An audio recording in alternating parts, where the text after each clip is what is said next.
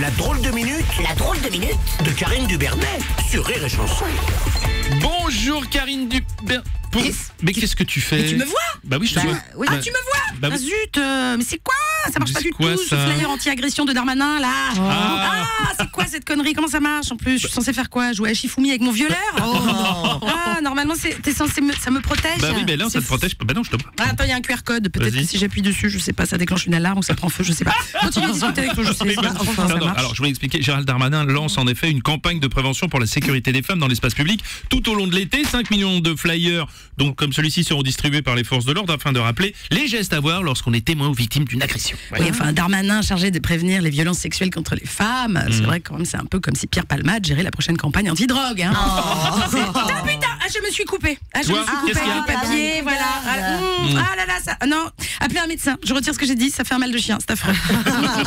Ah non, pour un peu que ton agresseur soit hémophile, ça. En 4 heures, il est mort, le mec. Hein. C'est sûr. Non, finalement, c'est pas mal. C'est pas mal. Ouais. Non, et puis, c'est beaucoup plus discret qu'un Glock 49 ou qu'une lacrymo. Hein. Oui, ton sac à main, c'est bien ça. C'est pas mal. Tiens, je te le donne. Voilà. Avant, tu vois, tu te sentais en danger quand tu rentrais seul le soir. Maintenant, grâce au flyer, tu auras toujours peur, mais au moins, tu auras de quoi te ventiler les soirs de canicule. Voilà. Ou lire pendant qu'on t'en... Non, bon. C'est vrai. Alors attention quand même, attention, je le dis, toutes les filles, comme toute arme, elle peut se retourner contre vous. Oui. J'ai fait tomber le flyer par terre dans le métro, me suis baissé pour le ramasser, me suis pris une main au cul. Ah bah oui. J'ai essayé de faire un avion en papier pour le lancer à la poursuite de l'individu. Trop long, le mec est descendu à Châtelet. Voilà, j'étais très en colère. Ah, mais je peux comprendre. Bon, il y en a une autre qui était très en colère, c'est Marine Le Pen suite aux propos d'Elisabeth Borne qui a qualifié le Rassemblement National d'héritier de Pétain. Eh oui, ils sont très fachos, très fâchés. Ils sont fâchés.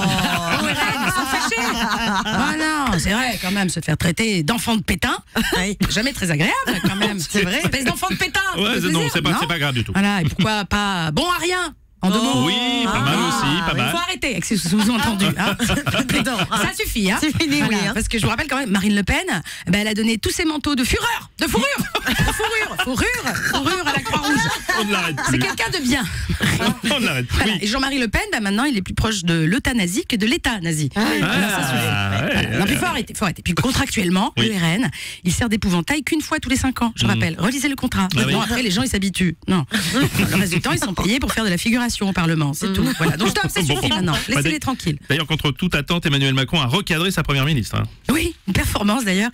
Et lui qui jusqu'ici n'a jamais pu l'encadrer. Bon, elle n'est pas la seule puisque le président n'a toujours pas félicité Justine Triet, la gagnante de la Palme d'Or, qui a créé la polémique en critiquant le gouvernement et la loi sur la réforme des retraites. Mais quelle ingratitude cette Justine Triet. Berk. Alors que tu vois, Roman Polanski, jamais un mot plus haut que l'autre. Ah, c'est vrai. Toujours courtois, même quand il était au fond du trou. Voilà. Surtout quand il était au fond du trou, d'ailleurs. Oui, mais il n'y avait pas de flyer à l'époque.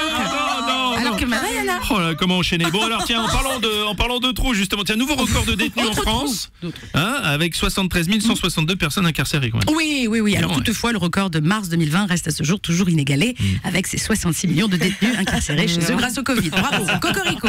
Alors, Covid encore, d'ailleurs, puisque 16 sociétés savantes de médecine ont interpellé les autorités en dénonçant l'étude de Didier Raoult sur l'hydroxychloroquine. Oui, Didier Raoult qui prépare sa reconversion. Et oui, 3 ans qu'il a affaire régulièrement à des trous du cul et il a obtenu une équivalence pour devenir proctologue. Ça